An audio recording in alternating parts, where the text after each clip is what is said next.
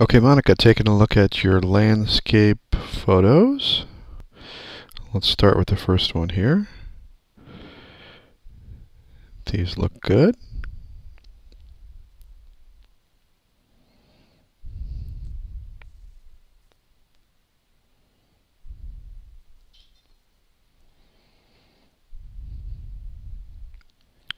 Okay, so you went out to some park and got some shots here. So when you're shooting with this Coolpix camera, I always you know that those lenses are really very wide. So you're going to have essentially anything from your foreground all the way to your background is going to be in focus at just about any kind of aperture. And this aperture 3.5, that's pretty much wide open. And then your focal length at 5 millimeters, that would be sort of on the wider end of the Coolpix camera, I would think. Now your ISO at 80, that's fine for being outside. And you can see that your shutter speed here is at a 524th of a second. Okay, that's good. So when you're outside shooting something like this, now you probably have a little bit of room to go in there and adjust your aperture. And in a case like this, then you could probably drop your aperture down to like 5.6 or 8. That's usually, that usually stops right there on the point and shoot cameras, or on the Coolpix cameras.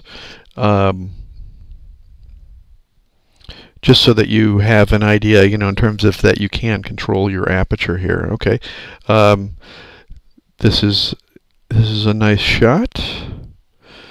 I probably would, whenever you're shooting something like this, when you have a gray sky, a lot of times you can just compose right in on your subject, maybe in the foreground here, because when you have a gray sky like this, your eye tends to wander off to the brightest part of the picture. And in a case like this, what you really want to show off is what's right here in the foreground and not so much in the background. Okay, yeah, like in this case right here, in terms of your foreground, you're emphasizing this much more and much less on the gray sky in the background there. Okay, good.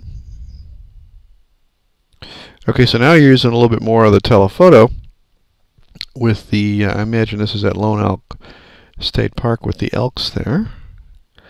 And in a case like this too, I think I might have cropped off or waited for him to raise his head or something and cropped it so that you can't see the little parking lot right here. But to have this sort of drama of the woods in the background with the pond in the background there too, that turned out quite nice. And I know that's kind of hard, for me to ask about, because I'm sure you're probably just driving by and just getting a shot like that. But those are things, in terms of looking for those kinds of things to look for. Okay, so your ISO's on 80. So I'm imagining that you have at least some control. You're keeping your aperture at 3.5. Or maybe you're just letting your camera adjust aperture and shutter speed. I'm not sure which, but make sure that when you're doing some of these things for your assignments that you're at least controlling either the shutter speed or the aperture. And in most cases, the aperture is going to be what you want to control. And in a case like this, for this particular assignment, to be able to stop your aperture down to maybe like f5.6 or 8, whatever the limit might be on your camera, can give you a good idea in terms of the other controls that you have available to you in the camera. Okay, and so cleared up a little bit here, not quite such a gray sky, and got a little bit of blue going in there. And in terms of how this looks, a nice shot, a nice shot out there, I imagine, at Lone Elk State Park.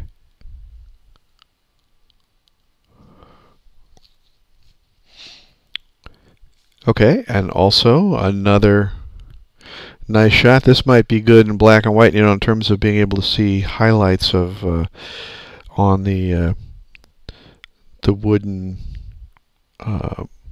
tree bark.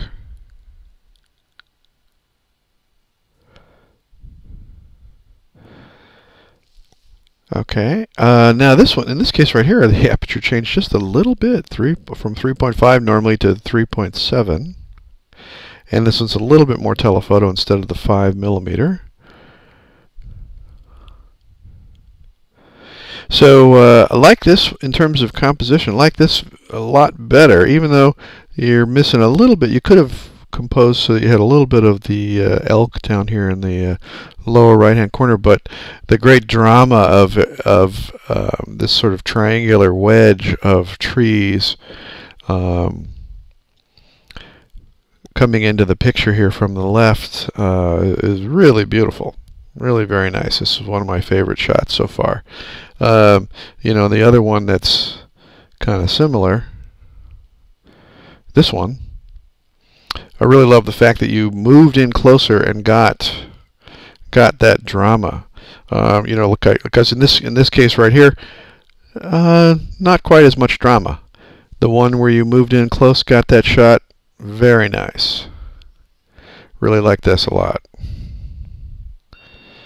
Okay, and then these with the buffalo here off in the background. Nice that this kind of takes your eye back there like that. Okay, good.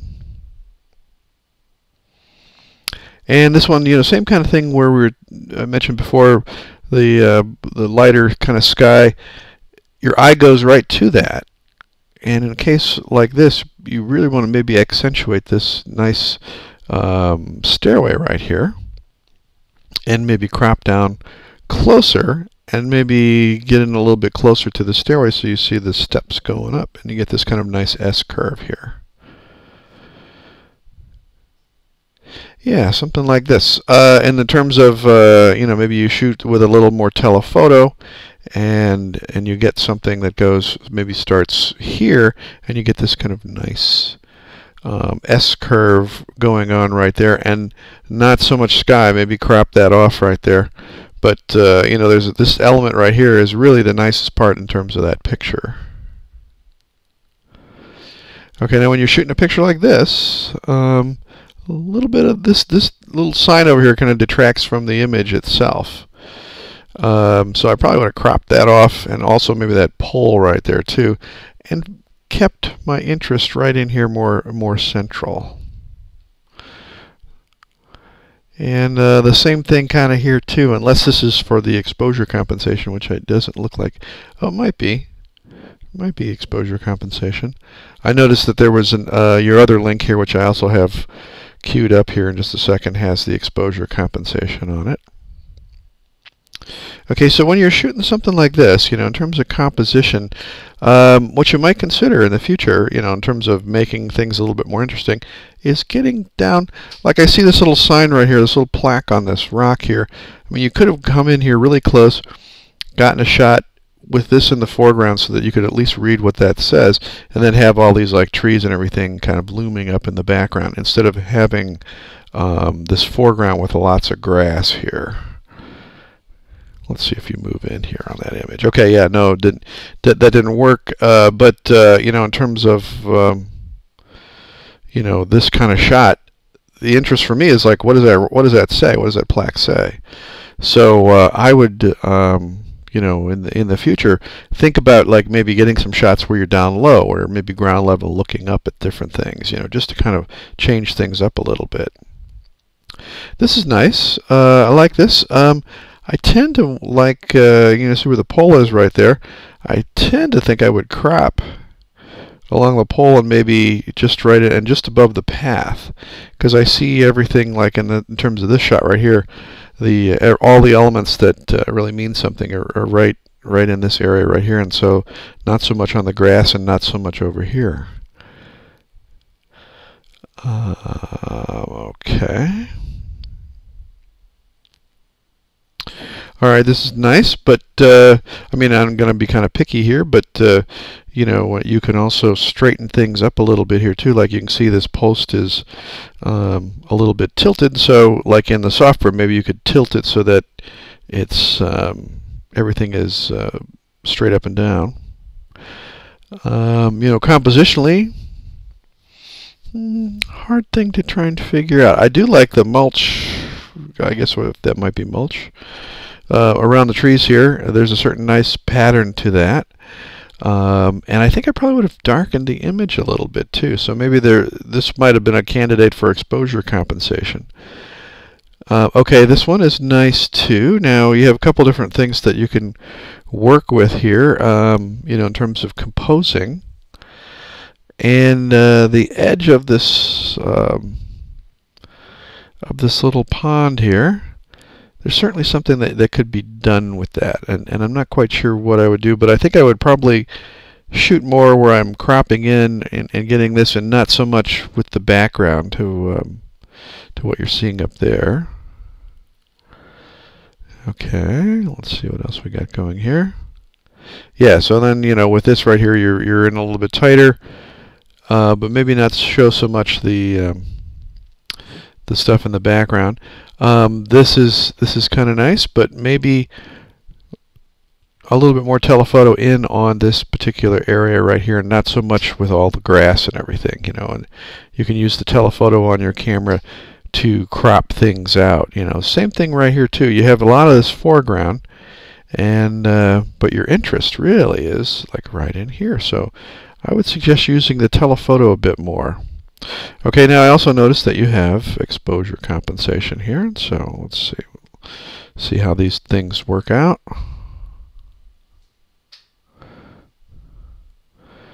Let's see if exposure compensation shows up in terms of and these pictures look pretty much very similar. So you may need to look at your instruction manual, because you should see some noticeable lightness or darkness in variation over these three shots. And if not, if you are at all, you can give me a phone call or send me an email. I want to make sure that you do know how to use that exposure compensation. So